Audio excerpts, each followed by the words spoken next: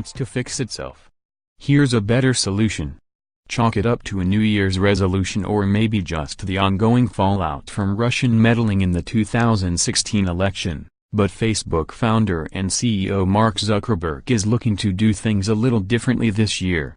At the beginning of January he posted that his goal for 2018 is to focus on fixing important issues facing his company, referring to election interference as well as the issues of abusive content and addictive design. Sandy Parakilas, at Mixbellanger, is an entrepreneur and worked at Facebook in 2011 and 2012. Unfortunately, it will be very difficult for Facebook or other technology platforms to fix these problems themselves. Their business models push them to focus on user and engagement growth at the expense of user protection. I've seen this firsthand. I led the team in charge of policy and privacy issues on Facebook's developer platform in 2011 and 2012. And in mid-2012, I drew up a map of data vulnerabilities facing the company and its users. I included a list of bad actors who could abuse Facebook's data for nefarious ends, and included foreign governments as one possible category. I shared the document with senior executives, but the company didn't prioritize building features to solve the problem. As someone working on user protection, it was difficult to get any engineering resources assigned to build or even maintain critical features, while the growth and ads teams were showered with engineers. Those teams were working on the things the company cared about, getting more users and making more money. I wasn't the only one raising concerns. During the 2016 election, early Facebook investor Roger McNamee presented evidence of malicious activity on the company's platform to both Mark Zuckerberg and Sheryl Sandberg. Again, the company did nothing.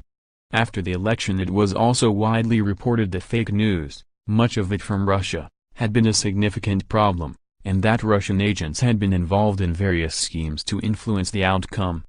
Despite these warnings, it took at least 6 months after the election for anyone to investigate deeply enough to uncover Russian propaganda efforts, and 10 months for the company to admit that half of the U.S. population had seen propaganda on its platform designed to interfere in our democracy. That response is totally unacceptable given the level of risk to society. Faced with withering public and government criticism over the past several months, the tech platforms have adopted a strategy of distraction and strategic contrition. Their reward for this approach has been that no new laws have been passed to address the problem. Only one new piece of legislation, the Honest Ads Act, has been introduced, and it only addresses election-specific foreign advertising, a small part of the much larger set of problems around election interference. The Honest Ads Act still sits in committee, and the tech industry's lobbying group has opposed it. This inaction is a big problem, because experts say that foreign interference didn't stop in 2016. We can only assume they will be even more aggressive in the critical elections coming this November. There are a few things that must happen immediately if any efforts to solve these problems are to succeed. First, the tech platforms must be dramatically more transparent about their systems' flaws and vulnerabilities. When they discover their platforms are being misused or abused, like, say, for allowing advertisers to discriminate based on race and religion, they need to alert the public and the government on the extent of the misuse and abuse. Something bad happened, here's how we're going to make sure it doesn't happen again. No waiting around for investigative reporters to get creative. Of course, transparency only works if everyone trusts the information being shared. Tech platforms must accept regular third-party audits of all metrics they provide on the malicious use of their platforms and their efforts against them. And third parties must also be involved in ensuring policies are enforced correctly. A recent report by ProPublica showed that 22 of 49 content policy violations reported to Facebook over several months at the end of 2017 were not handled in compliance with the company's own guidelines. Twitter has also faced persistent criticism that it doesn't enforce its own policies consistently. To help solve this, data protection advocate Paul-Olivier Dehaye suggests creating a framework by which users can easily route policy violations to third parties of the user's choosing for analysis and reporting. By doing this, tech platforms can ensure that independent entities are auditing both the efficacy of their policies and the effectiveness of their policing. Transparency itself is not enough to ensure major societal harm is avoided. Tech platforms need to accept liability for the negative externalities they create, something Susan Wu suggested in a Wired op-ed late last year. This will help ensure they think creatively about the risks they are creating for society and devise effective solutions before harm happens. The Russian election meddling that took place on Facebook, Twitter, and Google in 2016 was such a negative externality.